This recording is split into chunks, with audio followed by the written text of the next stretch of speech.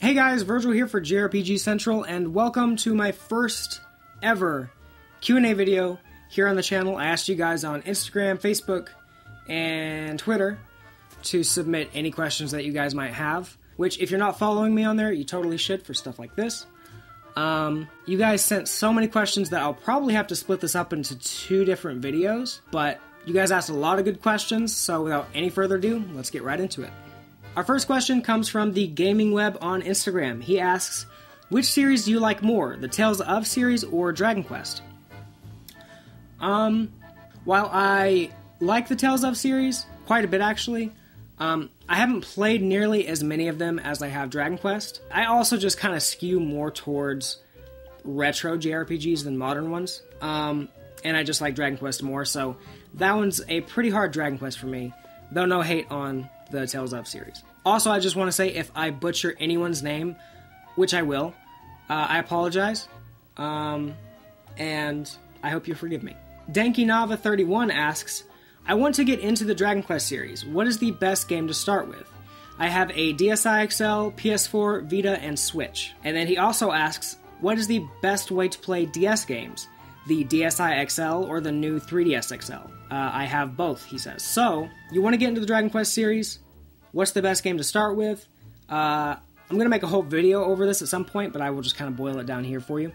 You have a DSi XL, a PS4, Vita, Switch, and a 3DS XL. I would probably lean more towards Dragon Quest VIII. I think that's probably your best option. It's the most modern, and it's just one of the best entries in the series. I think it would probably be your best bet. As far as the best way to play DS games, above and beyond the DSi XL. The way DS games scale on the 3DS makes them look terrible. They're just muddy and awful, whereas the DSi XL makes them look like pixel perfect. They're amazing. So if you have a DSi XL, it is the absolute way to play regular DS games. Dore Poto Ledo, I'm so sorry, asks, what do you think about Lost Sphear? Do you recommend it? I can't really recommend it, and I can't really not recommend it, because I haven't played it.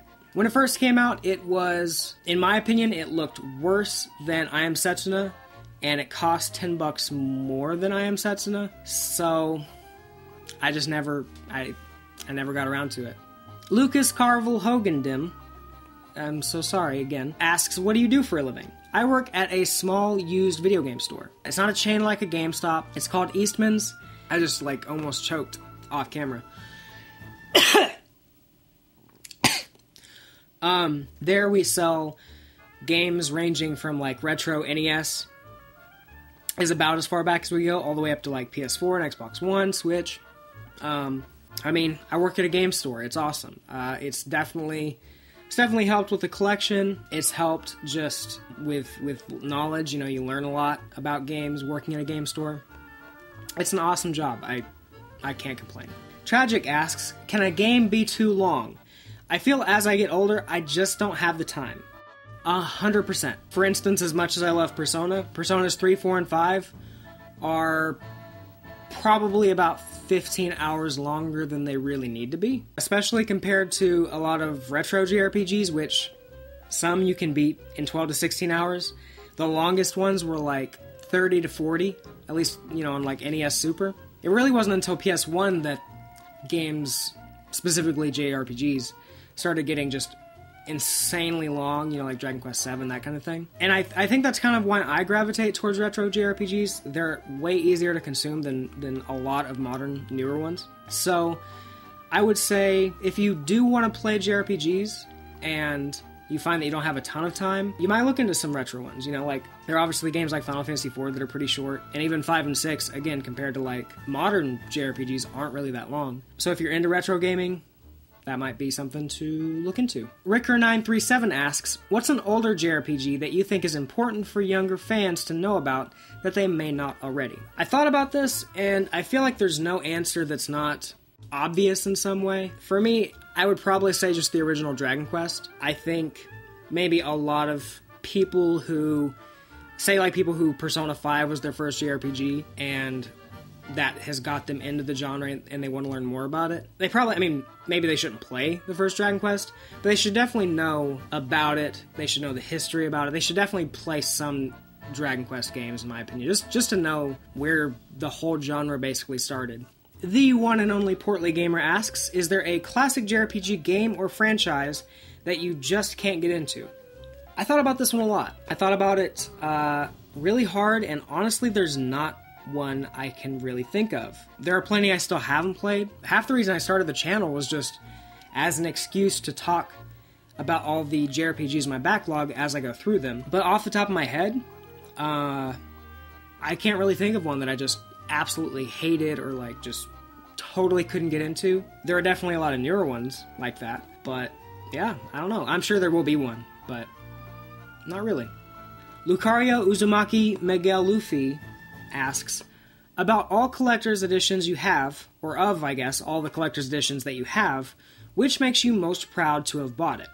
Probably my personal favorite is the Metal Slime 2DS XL that I got. I had a video, one of my first videos on the channel actually was unboxing this thing, and I'm not going to take it out because I don't have to put it back in, but it's so awesome. This is probably my favorite like collector's edition of any JRPG related thing, for sure.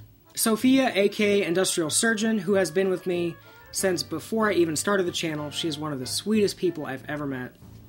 She asked, what was the first JRPG you ever played and how old were you when you played it? The first JRPG that I ever played, and I didn't even know it was a JRPG as a kid, I didn't even know what an RPG was.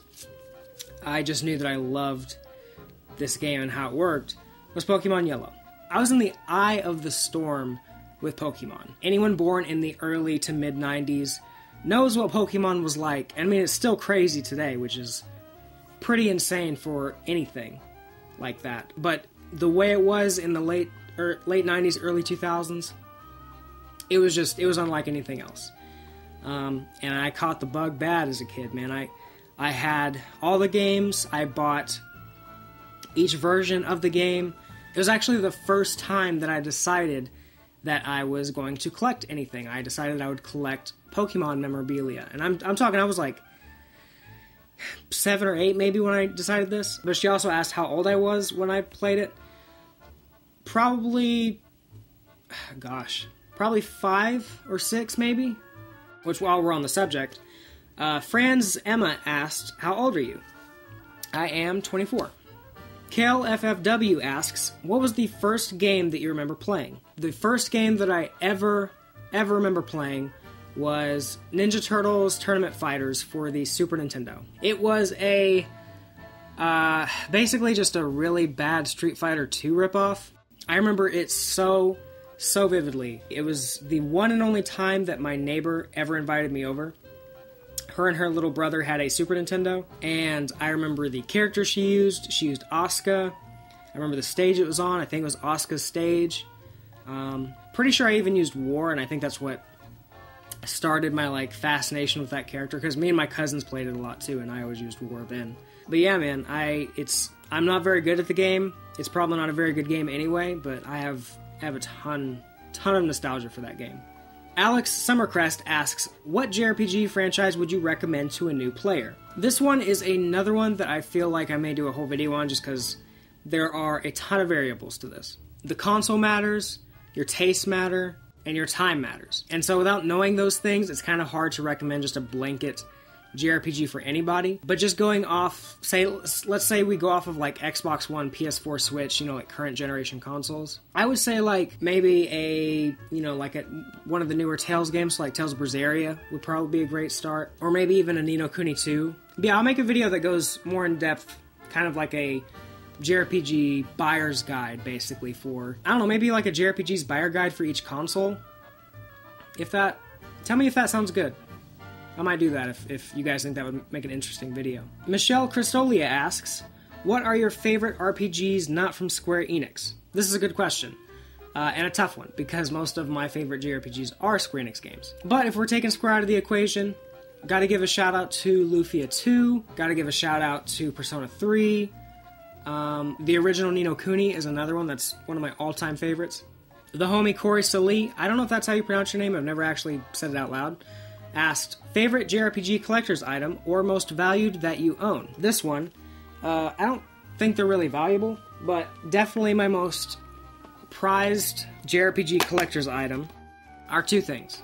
And if you've been with me since the very beginning, you remember I posted this on my Instagram way back in the day. But it is my signed copy of Final Fantasy 1 and my signed copy of Final Fantasy 6/3, both signed by Uematsu. I got both of these signed at Distant Worlds 2011, where I got to meet both him and Arnie. Goes without saying, probably one of the best days of my life. Didn't actually get to obviously have any kind of meaningful conversation with him, but just to be that close to the dude and get him to sign my favorite game of all time, and then just, you know, the one that started it all. Very, very cool experience, and they're definitely my most prized possessions in my JRPG collection. Corey also asked, what JRPG would you like to see remastered or remade? Corey, you get two because you asked two fantastic questions. Easy. Remaster, Final Fantasy 13. Don't at me. Remake, Final Fantasy 6. Come on. Jacob Mac F asks, favorite JRPG? Final Fantasy 6. And our last question isn't really a question at all, but I'm going to put it in here because it makes my heart smile. LunarTier.jrpg asked, it's not a question, but I just wanted to say that I love each video you make. And then put a little sparkle at the end. Thank you. That is really nice of you to say, and it makes me very happy that anybody would enjoy anything that I put out there. So, thank you. That's incredibly nice of you to say. But that does it for my first Q&A video.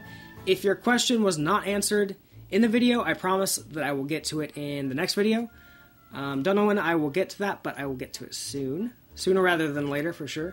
This video was a little bit more off the cuff than some of my usual stuff, but hopefully you still enjoyed it. If you did enjoy it, be sure to give it a thumbs up. If you hated it, give it a thumbs down. As always, thank you guys so much for watching.